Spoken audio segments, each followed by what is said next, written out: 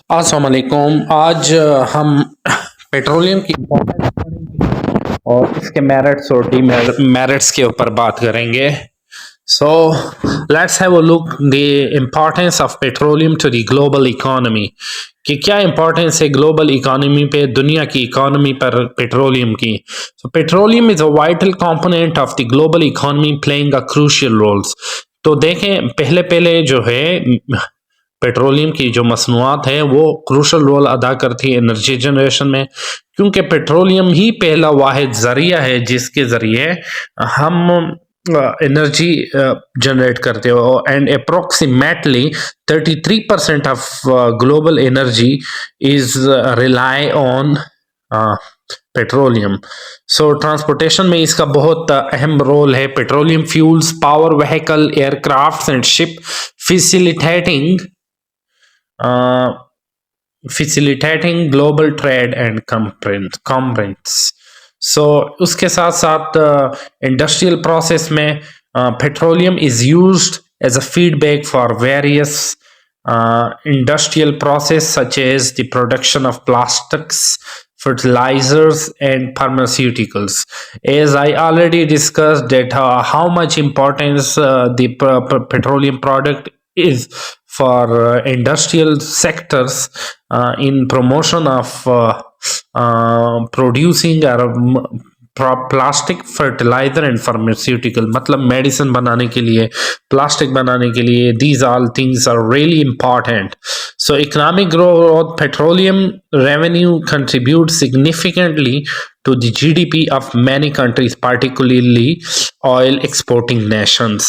Economic जो है petroleum के जो रेवेन्यू है, अगर हमारे पास पेट्रोल हो और हम उसको मुख्तलिफ कंट्रीज को एक्सपोर्ट करें तो we can generate a lot of money. So if you can see the Middle East countries, even you can see the Iran, they are importing, they are exporting petrol.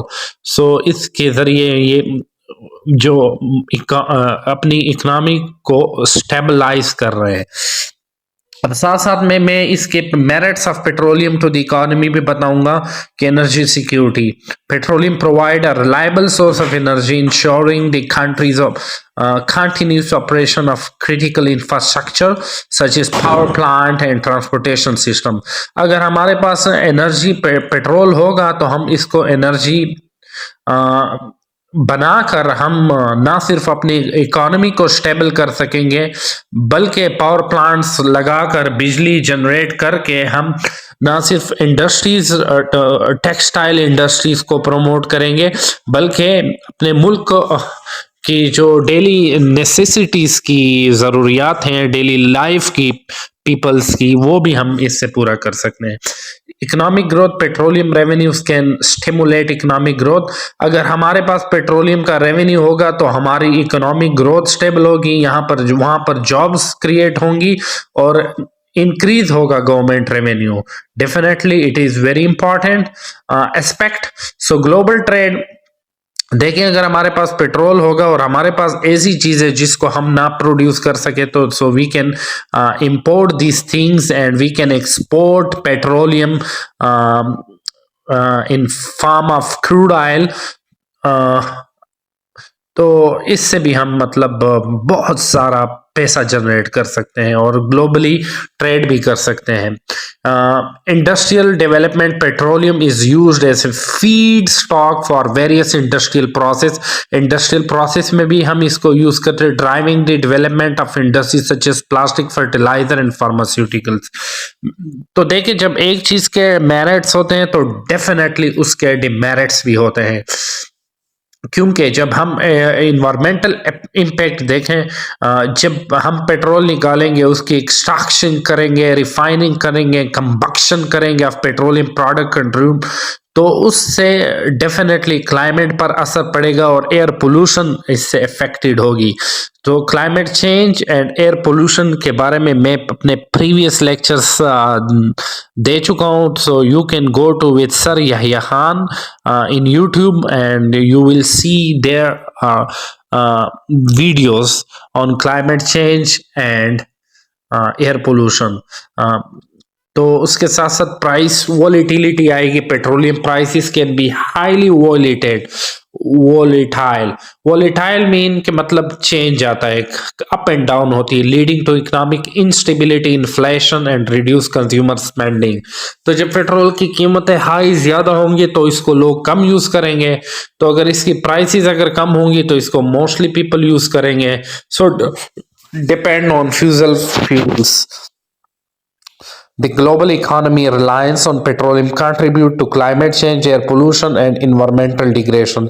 तो इसका मतलब यह है कि जब भी हम पेट्रोलियम का क्रूड ऑयल से हम कंस्ट्रक्शन करेंगे, उसको रिफाइनरी में लेकर जाएंगे तो उससे एयर पोल्यूशन बनेगा, उससे फॉसिल फ्यूल बनेगा जिसको हमने ख़त्म करना होगा। तो इससे भी मतलब ये डिमेरिट है, आप इसको कह सकते हैं economic इनएडिक्वेटी equality। The unequal distribution of petrol revenues can exacerbate economic inequality, particularly in oil exporting countries। देखिए हमने अक्सर देखा होता है कि मतलब फॉर एग्जांपल हमने पेट्रोल को 10 कंट्रीज में डिस्ट्रीब्यूट करना है और हम उसको इक्वली डिस्ट्रीब्यूट करना है, लेकिन हम अगर उसको कम कम मिकदार में डिस्ट्रीब्यूट करें और एक को ज्यादा एक को कम करें तो वहां पर इनइक्वालिटी आ जाएगी, जिसकी वजह से इकोनॉमिक ग्रोथ जो होगी हर कंट्री की, चूंकि हर इकोनॉमिक ग्रोथ या इकोनॉमिक डेवलपमेंट बहुत ज़रूरी होती है एक कंट्री के लिए, और अगर उसको हम एनर्जी की फॉर्म में जब हम उसको पेट्रोलियम प्रोवाइड करते हैं और अगर हम उसको कम प्रोवाइड करें सो डेफिनेटली उनकी जो टेक्सटाइल इंडस्ट्रीज है या इंडस्ट्रीज हैं जो चल रही है इसी एनर्जी की वजह से वो मुतासिर होंगी। तो जब वो मुतासिर होंगी तो उसमें इकोनॉमिक इंस्टेबिलिटी आएगी और ये इकोनॉमिक इनइक्वालिटी में हम कह सकते हैं। Geopolitical tension. The global demand for petroleum can contribute to geopolitical tension, conflict, and instability in oil-producing region. So, in conclusion, petroleum play a vital role in the global economy, providing energy security, driving economic growth, and facilitating global trade. However, इसकी जो extraction है, refinery है, combustion है, वो significant role अदा करती है एक इन्वायरमेंट के ऊपर और इकोनॉमिक ड्रॉबैक्स पर। और जैसा कि हमें पता है कि एक ग्लोबल इकोनॉमी को प्रमोट करने के लिए और उसको सस्टेन करने के लिए और उसको इन्वायरमेंटल फ्रेंडली रखने के लिए एनर्जी का मिक्सअप करना ज़रूरी होता है। तो इसके लिए ज़रूरी है कि इन सब चैलेंजेस को हम सही तरीके से वो करें और पेट्रोलियम के जो अल्टरनेट्स हैं उस पर भी हम काम करें। तो इसके साथ साथ मैं अपने टॉपिक को थोड़ा बड़ा करूंगा कि here are some reason why petroleum is considered a security threat to the world।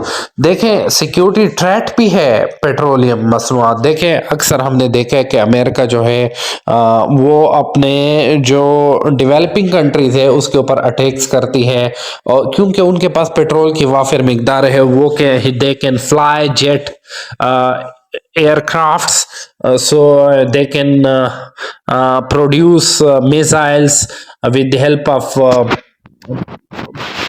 Producing energy.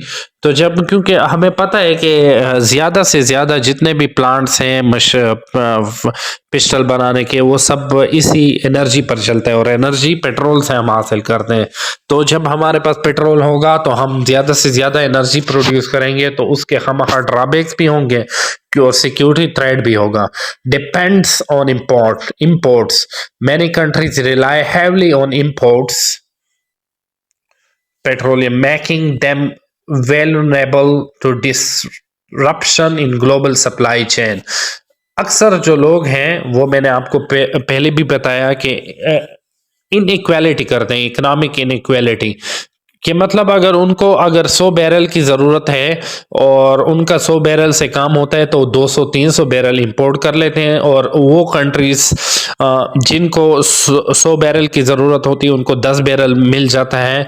तो इसकी वजह से जो जियोपॉलिटिकल टेंशन जो वर्ल्ड इकोनॉमी बनती है तो वो प्रोड्यूस होती है। Similarly conflict over resources, the competition for petroleum resources has led the conflict and tension between nations, particularly in region with significant oil reservoir.